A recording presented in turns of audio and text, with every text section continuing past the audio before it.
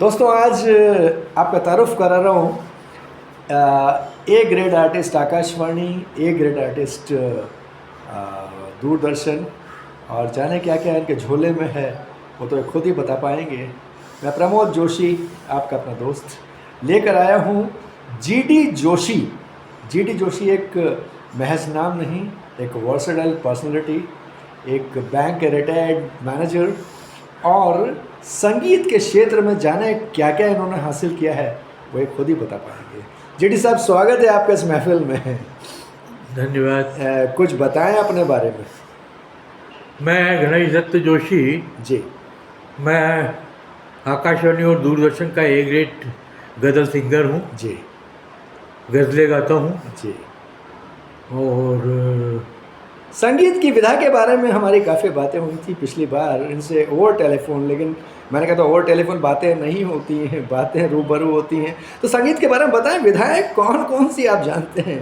गज़ल है, गीत है, जी। भजन है, जी। कव्वाली है, जी। और नज़्म है। जी जी, काफ़ी कुछ है। जी जी जी। तो आपने तो गज़लों पर बहुत काम किया है, और सबसे अच्छी चीज़ मैं आपको बताऊं, एक शख्स जो हमारे बीच में इन दिनों मौजूद नहीं है, नेशनल नहीं इंटरनेशनल फेम जगजीत सिंह साहब, उनको मेरा सलाम। और वो जीडी साहब के बहुत अच्छे परम मित्र थे, उनके बारे में कुछ किस्से सुनाए हैं। जगजीत सिंह साहब से मेरी बहुत अच्छी दोस्ती थी। मैं उनसे बात करता था तो वो बोलते थे 11 बजे के बाद बात किया करो यार। तो मैं उनसे 11 बजे के बाद 11 बजे के बाद बात करते थे आप? क्योंकि 11 बजे के पहले खाना वाना खा के वो फारिग हो जाते थे। जी जी जी जी। 11 बजे अपना पेक बना लेते थे। जी जी। और फिर हम उनके बारे में ऐसा ना बोले, पब्लिकली ना बोले।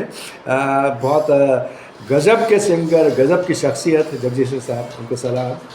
उनकी आत्मा हमेशा हमारे दिल में रहेगी, उनके गीत, उनकी गज़लें हमारे दिल में रहेंगे, उनको सलाम। दूसरी चीज़ मैं कह रहा था कि जीडी साहब ने टी सीरीज़ के साथ भी काम किया। टी सीरीज़ के साथ काम भी किया? जी जी। टी सीरीज से मेरी 2 कैसेट निकली है जी। वंदे वीरम बोलो जी। और हे प्रभु आनंददाता। अच्छा, दोनों कैसेट्स बहुत पहले आपने रिकॉर्ड की थी? जी, दोनों भजनों की कैसेट है। जी। जैन भजन है, जी। सुरेश तातेड़ ने की थी। जी जी। जीडी साहब की शुरुआत हुई थी इनके संगीत के सफ़र की इनके पिताश्री के साथ, देवदत्त जोशी, श्री देवदत्त जोशी जी। उनको प्रणाम, उनकी आत्मा को शांति मिले। वो कितने खुश होते होंगे जब देखते होंगे कि जीडी साहब इतना बखूबी उनके दिए हुए संगीत को, उनकी दी हुई जो उपलब्धियां हैं वो उन्होंने इनको ट्रांसफ़र की और निभा रहे हैं। बहुत अच्छी चीज़ है। और जीडी साहब, आजकल एक कल्चर चला है karaoke music. What do you think about that karaoke? Karaoke मेरे लिए थोड़ा मुश्किल है जी। क्योंकि मैं फ्रीलांस गाता हूँ। जी। मेरे साथ गिटारिस्ट होता है, तबलिस्ट होता है, जी। कीबोर्ड वाला होता है। जी। मैं अपने तरफ से गाता हूँ जी। और वो बजाते हैं। क्योंकि जहाँ तक मेरा भी सवाल है, हम उम्र तो नहीं है, थोड़ा छोटा हूँ आपसे, लेकिन हमने लाइव ऑर्केस्ट्रा के मज़े लिए हैं। और आपको बता दूँ दोस्तों, वक्त वो था जब भोपाल में ऑर्केस्ट्रा का कल्चर आया ही था, और सबसे पहला ऑर्केस्ट्रा इस्टेब्लिश किया था जीडी जोशी साहब ने। बड़े फ़ख्र के साथ कहता हूँ, नाम क्या था जी? सरगम म्यूज़िकल ग्रुप। सरगम म्यूज़िकल ग्रुप, जिसको ये ऑपरेट करते थे, ऑर्गेनाइज़र ये थे, इनका कॉन्सेप्ट था, इनका सब कुछ था। रजू रैकबार इनके साथ वापस जुड़े और इन लोगों ने मिलकर धमाल किया। एक गाना हुआ करता था, जाने कहाँ गए वो दिन, और इनका जो स्टार्टिंग क्या था जीडी साहब, थोड़ा सुनाइए। स्टार्टिंग था, सुनाइए।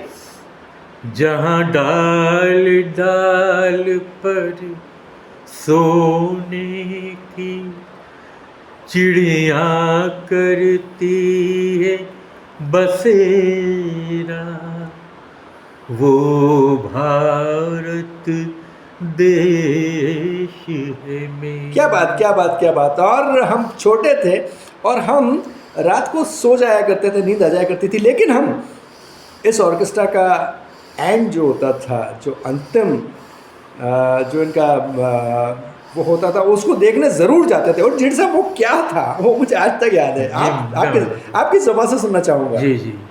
हो जाने वाले, हो सके तो लौट के आना, ले गांठ तू ये बांध कहीं भूल न जाना, हो जाने वाले, हो सके तो लौट के आना। और दर्शक बहुत इमोशनल हो जाते थे, सब इतने इमोशनल होकर अपने अपने घरों को पहुंचते थे। और वो इमोशनल एंड जो होता था वो सिर्फ सरगम का ही नहीं, जीडी साहब का कॉन्सेप्ट था। उसका स्टार्टिंग जीडी साहब का कॉन्सेप्ट था, वो ऑर्केस्ट्रा जीडी साहब का कॉन्सेप्ट था। मैं कहूँ जीडी साहब, ये कराओके और लाइव म्यूज़िक में कुछ फ़र्क तो आप महसूस करते होंगे ना? जी फ़र्क तो है। कराओके में बंदिश है, जी आपको तार के साथ चलना पड़ता है। जी और फ्रीलांस में आप आराम से गा सकते हैं जी अपनी मर्ज़ी से। जी कराओके की मैं प्रैक्टिस कर रहा हूँ, जी क्योंकि आजकल कराओके ज़्यादा चल रहा है। जी लेकिन ठीक है।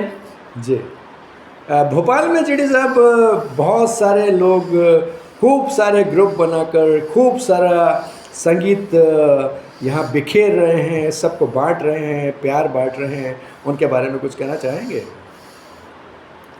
देखिए, गाने वाले सब अच्छे हैं। कोई 19 गाता है, कोई 20 गाता है, कोई 21 गाता है, कोई बहुत ही अच्छा गाता है। जी गाने वाले सब अच्छे हैं। मैं सोचता हूँ कि हमारी बातें अगर चलेंगी तो शायद बात निकलेगी तो फिर दूर दूर तलक जाएगी और बहुत सारी हो जाएगी। और वक्त कम है और इनको भी स्कॉटलैंड निकलना है कल और सारी तैयारियां करनी हैं। और इत्तेफाक से एक इनकी बिटिया वहाँ पर है और 2 महीने वहीं गुजारेंगे। और इनकी बिटिया ने इनका प्रोग्राम अरेंज किया हुआ जगजीत सिंह साहब की गज़लों पे based. So we all should say all the best JD bhai and all the best for your program in Scotland. Hindustan में झंडे गाड़ने के बाद वहाँ झंडे गाड़ के आइए और फिर हम मिलते हैं। बहुत बहुत शुक्रिया। थैंक यू, बहुत बहुत शुक्रिया। Thank you.